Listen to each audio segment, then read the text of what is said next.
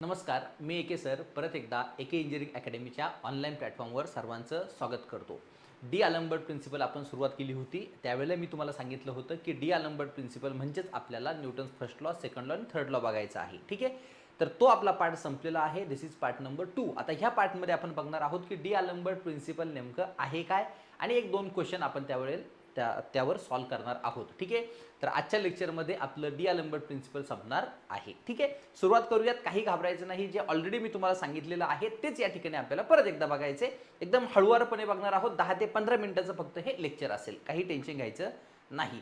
चला, काय म्हटले बघा, डी आलंबर्ट प्रिन्सिपल काय म्हणते. ठीक आहे, तर डी आलंबर्ट प्रिन्सिपल जे आहे, बरोबर ना, हा ई इथे नकोय. डी आलंबर्ट प्रिन्सिपल काय आहे, काय म्हणते बघा. D'Alembert principle, it states that under the action of effective ब्रॅकेटमध्ये लिहिले net force and inertia force body will be in dynamic equilibrium. काही टेन्शन घ्यायचं नाही, आता लगेच कळणार नाही. हळूहळू पुढे जातो तसं तसं तुम्हाला सगळ्या गोष्टी क्लिअर होतील. ठीक आहे, परत एकदा रीड करतो. It states that under the action of effective force, म्हणजे दोन फोर्सेस ऍक्ट होत आहे. एक होतं इफेक्टिव्ह फोर्स किंवा त्यालाच म्हटलं जातं net force, and inertia force, म्हणजे बॉडीवर जर इफेक्टिव्ह फोर्स आणि नेट फोर्स हे जर ऍक्ट होत असतील तर तुमची बॉडी कशामध्ये असणार आहे, डायनॅमिक इक्विलिब्रियम मध्ये असणार आहे. ठीक आहे, याला म्हटलं जातं डी आलंबर्ट प्रिन्सिपल. काही टेन्शन घ्यायचं नाही, मी तुम्हाला सांगून देईल कसं आलं हे. ठीक आहे, हा इकडे बघा. आता एक बॉडी मी कन्सिडर केली. ही माझ्याकडे एक बॉडी आहे ज्याचं मास आहे यम. मास किती आहे, यम त्या ठिकाणी मास आहे. ठीक आहे, हा काही टेन्शन घ्यायचं नाही. बघा काय म्हटलंय, if body of mass m moves in x direction. चला, कोणत्या डिरेक्शनने चालला, एक्स डिरेक्शनने चालला. ह्या डिरेक्शनने काय आहे, मोशन आहे. काय आहे ह्या डिरेक्शननी, मोशन. ओके, चला काही टेन्शन नाही. चला जाऊयात पुढे. हा, विथ ऍक्सलरेशन ए 100% मोशन आलं म्हणजे या ठिकाणी काय आहे, ऍक्सलरेशन आहे. ठीक आहे, म्हणजे ऍक्सलरेशनची जी व्हॅल्यू आहे ही 0 नाही. क्लिअर, ह्या डिरेक्शनने चालली आपली बॉडी किंवा आपला object. Okay, that means obviously तुम्हालाही माहित आहे, जर ह्या एक्स डिरेक्शनमध्ये जर ऍक्सलरेशन 0 नसेल तर त्यावर काहीतरी फोर्स ऍक्ट होणार आहे. बरोबर ना, ते पण तेच म्हणताय. That means there is effective or net force f is equal to m a acting in x direction. Correct आहे. जर तुमच्या ऍक्सलरेशनची व्हॅल्यू एक्स डिरेक्शनमध्ये 0 नसेल तर तुमचा जो नेट फोर्स आहे तो 0 असेल का नाही, तो 0 नसेल. मग किती असेल, तो असणार आहे मास इंटू ऍक्सलरेशन. इथपर्यंत तुम्हाला समजलंच असेल. ओके, हा म्हणजे काय सांगितलं मी, हे न्यूटन सेकंड लॉ सांगितलंय. माझ्याकडे एक ऑब्जेक्ट आहे ज्याचं मास एम आहे, तो एक्स डिरेक्शनने मूव्ह होतोय म्हणजे ऑब्विसली त्याला एक्स डिरेक्शनमध्ये काहीतरी ऍक्सलरेशन असेल जे 0 नसेल.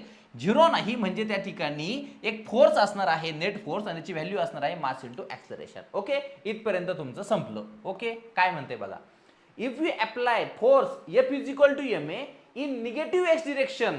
आता जर मी निगेटिव्ह एक्स डिरेक्शन म्हणजे ह्या डिरेक्शनमध्ये एक फोर्स अप्लाय केला ज्याची व्हॅल्यू आहे m into a, but opposite, हा पॉझिटिव्ह एक्स डिरेक्शनला होती, ही निगेटिव्ह एक्स डिरेक्शनला होतं, तर काय होणार आहे, then body will be in equilibrium. Obviously then body will be in equilibrium. मी तुम्हाला आधीच सांगितलं होतं की जर माझ्याकडे एक ऑब्जेक्ट आहे, या ऑब्जेक्टवर जर मी ह्या डिरेक्शनमध्ये एक फोर्स अप्लाय केला आणि इक्वल अँड अपोजिट इकडून अप्लाय केला तर त्या ठिकाणी तुमची बॉडी काय होणार आहे, इक्विलिब्रियम मध्ये होणार आहे. तेच या ठिकाणी झालं.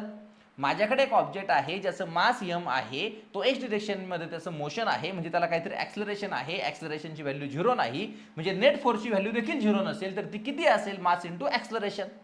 आता मी काय केलं, निगेटिव्ह एक्स डिरेक्शनमध्ये मास इंटू ऍक्सलरेशन एवढा फोर्स अप्लाय केला.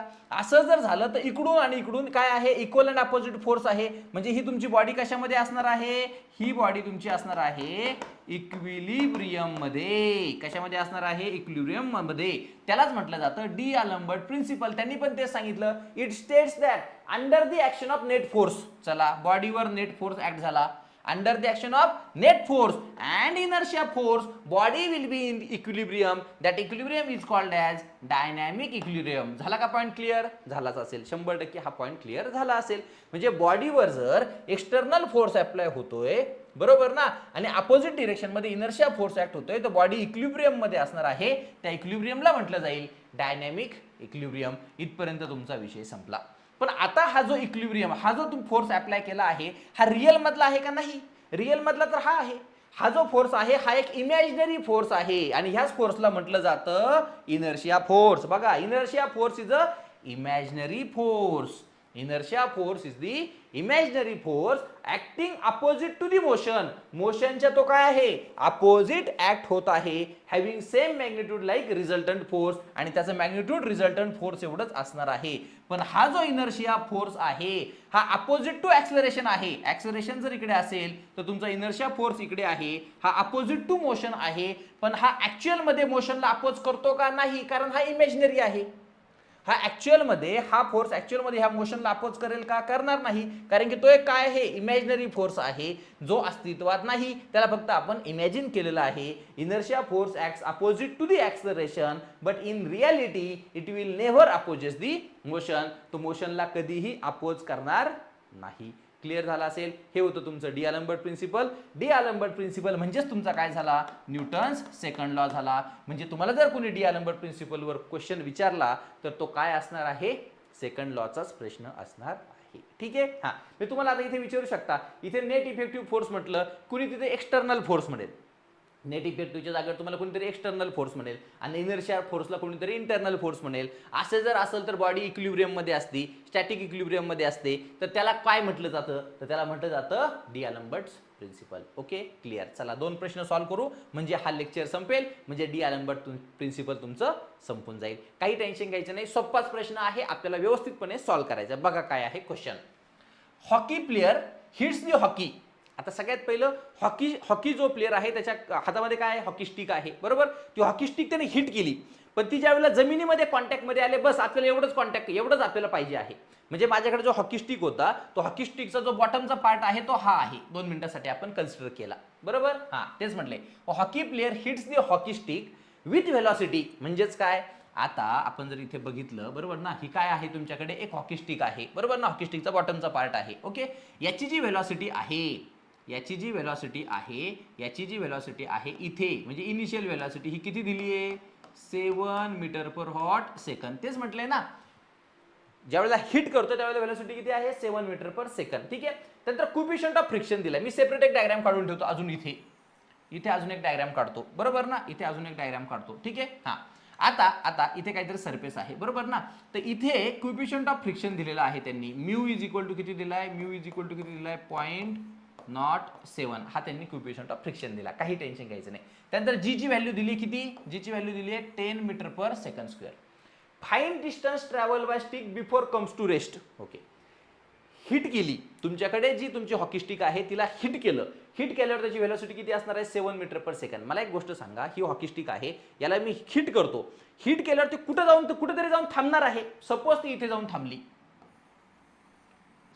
जाऊन थांबली, अरे थांबली म्हणजे इथे जी व्हेलॉसिटी असणार आहे ही फायनल व्हेलॉसिटी आणि व्हेलॉसिटी 0 असणार आहे ना.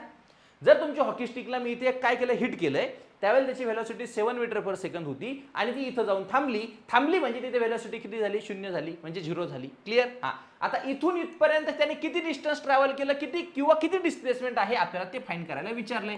म्हणजे ही एस ची व्हॅल्यू जी आहे ही आपल्याला या ठिकाणी फाइंड करायची आहे. इतकं सिंपल आहे, साधं सरळ सोपं आहे. क्लिअर. हा, आता ही एस ची व्हॅल्यू जर फाइंड करायची असेल तर कसं करणार, इनिशियल व्हेलॉसिटी दिली, फायनल व्हेलॉसिटी दिली, एस दिला.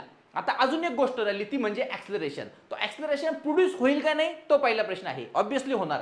इथे व्हेलॉसिटी यू आहे 7 मीटर पर सेकंड, इथे व्हेलॉसिटी 0 आहे, म्हणजे इथून इथपर्यंत हा ऑब्जेक्ट जाताना व्हेलॉसिटी चेंज होत आहे. व्हेलॉसिटी जर चेंज होत असेल तर तिथे ऍक्सलरेशन 100% असणार आहे.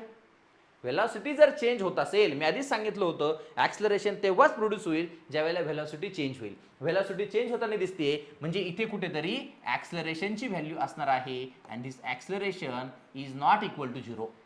दिस acceleration is not equal to 0, जे मी इथे लिहू शकतो, बरोबर ना. ही ऍक्सलरेशन इथे नॉट इक्वल टू 0 आहे. ह्या डिरेक्शन मध्ये, एक्स डिरेक्शन मध्ये ऍक्सलरेशनची व्हॅल्यू 0 नाही. येऊयात इथे, काही टेन्शन घ्यायचं नाही. 2 मिनिटांसाठी मला इथे सांगा, जर आता मला एस ची व्हॅल्यू काढायची असेल तर मी कोणतं इक्वेशन यूज करेल, मी हे इक्वेशन यूज करेल, v square is equal to u square plus twice s, बरोबर ना. तुम्ही मला सर ट्वाइस जीएस का नाही घेतलं, अरे व्हर्टिकल मोशन असतं तर मी ट्वाइस जीएस घेतलं असतं, पण हॉरिझॉन्टल मोशन आहे म्हणजे ट्वाइस एस घ्यावं लागेल. व्हॅल्यू पुट करा, व्ही ची व्हॅल्यू किती झाली, 0, that is equal to u ची व्हॅल्यू किती झाली, 7, म्हणजे किती झाला हा 7 चा काय झाला square plus 2 into a into हॉट यस, आपल्याला यस फाइंड करायचा आहे. So s is equal to, म्हणजे मी असं लिहू शकतो का 2as इज इक्वल टू, हा मायनस झाला बरोबर ना, म्हणजे -49 झाला.